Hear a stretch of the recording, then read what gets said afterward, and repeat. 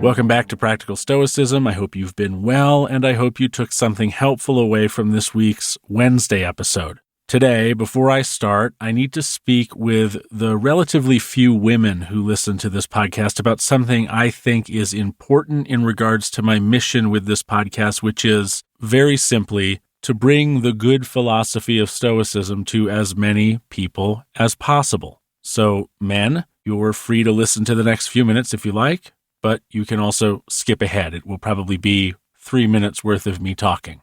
Women, I hope you will stick around because I really do need your help with this. The audience of this podcast is currently made up of 90% men and just 10% women. This concerns me because if my mission is, as I have said it is, which is to bring practical interpretations of Stoicism to the masses, I'm doing a terrible job of it if I am not reaching women who make up something like 50% of all people on Earth. And that appears very much to be the case. And of course it is an uphill battle because if you Google Stoicism, the first results you're going to find are either Silicon Valley Stoicism or Machismo Stoicism. And those two versions of Stoicism, first of all, aren't Stoicism of any depth or accuracy, and second of all, are usually quite off-putting to most women. But not to you, not to the woman who searches Stoicism, finds this podcast, with its fairly, I guess, masculine cover artwork and academic aesthetic, and decides, I want to listen to this, and then eventually decides I want to keep listening to this. I need to know more about that woman, about you, because it is the only way I'm going to be able to devise a strategy to increase the female listenership of Practical Stoicism, which I again feel I absolutely must do if my mission is to change how people, not men or women specifically or separately, but people across the board, to change how people think. I want the philosophy of Stoicism and the practical version of it that I'm bringing to all of you on this podcast to help men, and I want it to help women as well, because why wouldn't I? I think that men and women need that sort of philosophical on the same pagedness for the greater good, frankly.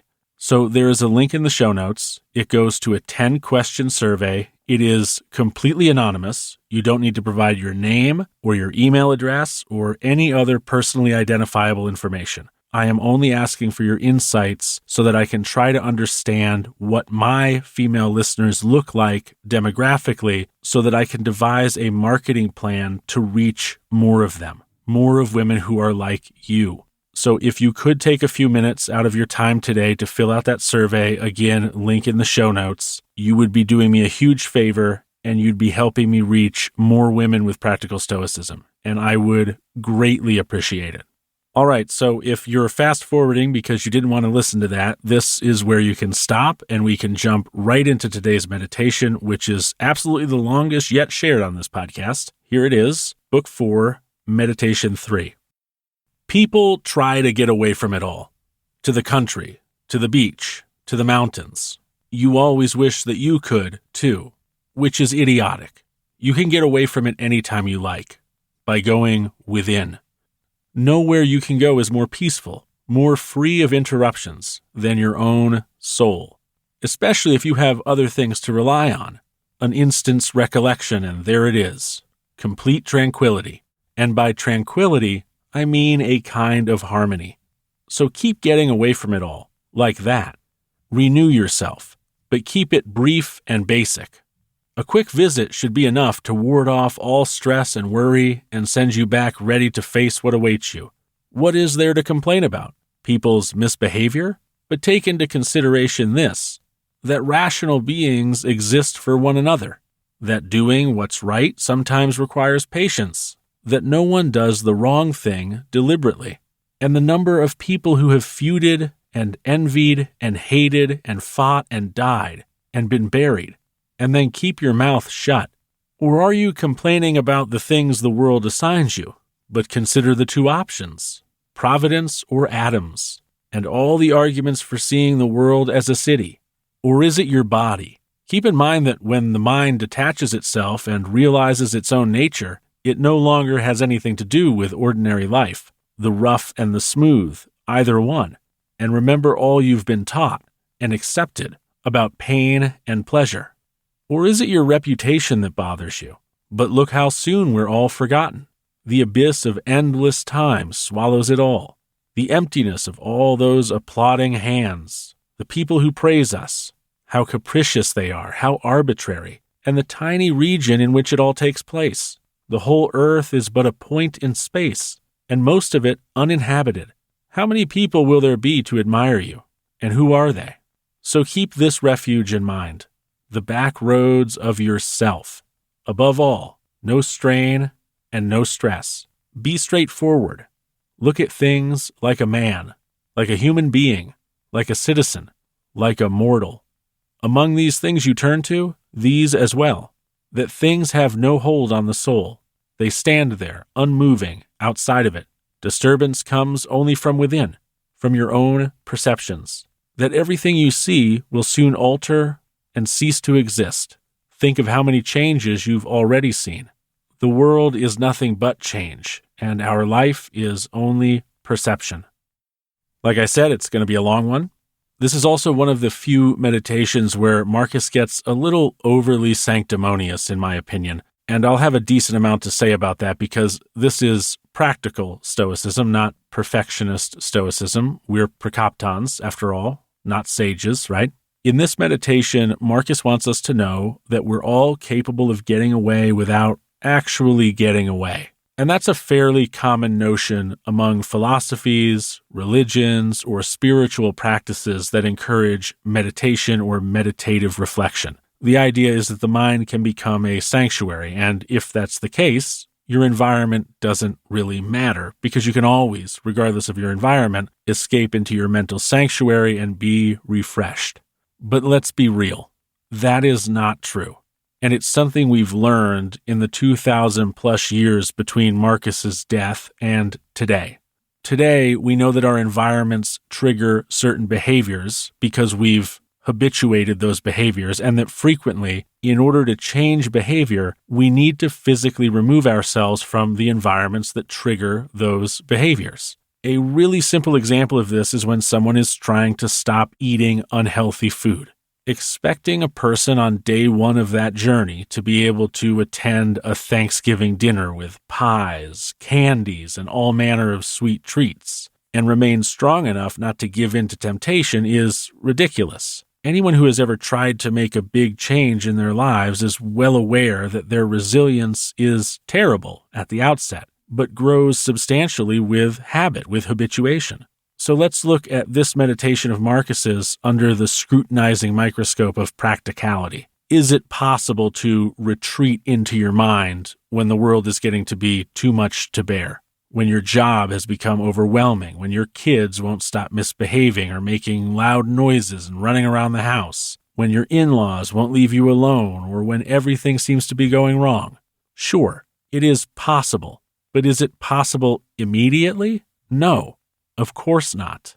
Human beings need downtime, and while that downtime might come in the form of a quiet 20 minutes of meditation in the morning for the Stoic who has been practicing Stoicism for a decade, it is very unlikely to come in that form for someone who has only been practicing Stoicism for a few hours or weeks or months. Think of it like training for a long-distance run or a marathon. You can't start your training without pacing yourself, without icing your legs some days, without needing to take a break in the middle of training because you've inadvertently overexerted yourself without meaning to, right? That sort of thing is pretty normative when we think about working out or training. And the same is true with what Marcus calls idiotic here.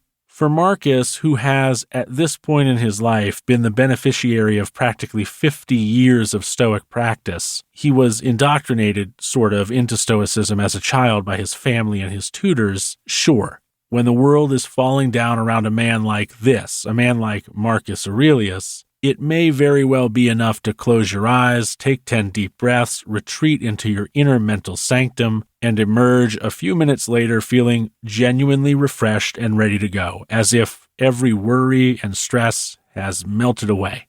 But for you? For me? Hell no. I've been a practicing Stoic since 2015, and I will tell you that while I can retreat into my mind for relief for many small to medium-sized things, when a big, huge monster stress ball shows up in my life, I have absolutely got to get out of my environment and go somewhere where those stresses can't follow me, because I, like you, am no sage. Now, truth be told, after almost 8 years of daily practice, I don't get into this state of needing to escape very frequently anymore because I have built up some considerable resilience. But I'd say I have to get out of town and into the mountains or into nature every 2 years or so, and if I don't, my Stoic practice gets a little harder and a little harder until I do. That Marcus sort of conveniently forgets how long it has taken him to be as adept a practitioner of Stoicism as he is at this point in his life is a little more than annoying. And this meditation in particular is one we need not to take at face value, because if we do, and many people do, by the way, if we do, we wind up expecting far too much of ourselves as inexperienced Stoics. And when we expect too much of ourselves, we easily disappoint ourselves because we've set our bar far too high. And when we disappoint ourselves repeatedly, which will happen if we do not correct the mistake of expecting too much of ourselves, we will burn out and we will quit. I don't want any of you to quit your Stoic practice. So with that in mind, please take Marcus with a grain of salt here. And if you need to physically remove yourself from your environment to unwind or reset, definitely work towards not having to do that as frequently as you currently do, but never feel like that's a failure of your work as a prakopton. There is more to this meditation, so let's keep working through it. What is there to complain about? People's misbehavior? But take into consideration that rational beings exist for one another, that doing what's right sometimes requires patience, that no one does the wrong thing deliberately, and the number of people who have feuded and envied and hated and fought and died and been buried. And keep your mouth shut. I'm not exactly sure if keep your mouth shut is a bit of creative translation by Hayes. It certainly seems a bit curt for Marcus, but this is generally good advice. If what you need a break from is the actions of others, it may help you to need breaks less often if you can recontextualize and shift your perspective by reminding yourself that your human job is to help other humans, and thinking of other humans poorly isn't a very Stoic thing to do. If that doesn't work, remember that people don't usually act wrong intentionally, and perhaps you can give them the benefit of the doubt. Maybe that will help. But if those things don't work, consider how ultimately inconsequential you, they, and your feelings are in the grand scheme of things. People have spent lifetimes hating and fighting only to die just the same. So what's the point of letting things get to you? Or are you complaining about the things the world assigns you? But consider the two options, providence or atoms, and all the arguments for seeing the world as a city. Are you upset about your lot in life or by your current misfortune? Try reminding yourself that the world is either a world of providence or a world of atoms. If it is providence, then remember that the conscious cosmos only allows things to play out that will play out in a way that it views as the best and most logical. And if that's the case, be hopeful that things will work out well in the end. And of course, with a conscious universe, that is the only way it can work out, right? So take solace in that. But if you are like me, an atheist or someone who has a hard time believing that kind of thing, a conscious cosmos, then the world is nothing more than atoms. And in that case, remind yourself that there is no use in feeling bad about your lot in life because it is your lot in life. And what good is it to lament that which is? Instead, focus on how you can be a good Stoic in spite of your circumstances. And in either case, remember the benefit of seeing the world as a city, as your city, as a grand thing that you are a part of and have a responsibility to. Or is it that your reputation bothers you? But look at how soon we're all forgotten. The abyss of endless time swallows it all. The emptiness of all those applauding hands, the people who praise us, how capricious they are, how arbitrary, and the tiny region in which it all takes place. The whole earth is but a point in space, and most of it uninhabited. How many people will be there to admire you, and who are they? If you are concerned with what people think of you, ask yourself, why? What utility is there in that? Soon, you will be forgotten, regardless of what others think of you. So instead, ask yourself what you think of yourself, because you'll live with that answer forever, for your entire reality. What others think of you will eventually become lost to time, and certainly lost to you once you die. So why pay it any mind? Each individual is but an inconsequential, single being living on a piece of earth the size of a postage stamp, and all of that is floating in nothingness. Adopt that cosmic viewpoint, and perhaps your concerns about what others think of you will lessen, and maybe even completely fade away.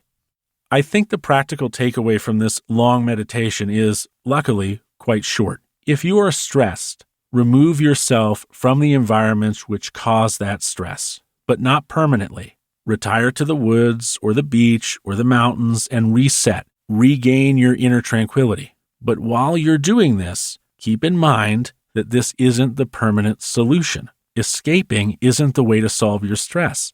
It isn't the way to solve your problems. But it helps when first learning how to manage and overcome those things. Then return to your environment, refreshed and a little stronger. This time, try to resist the stress and the problems for a little bit of a longer period than before you escape again.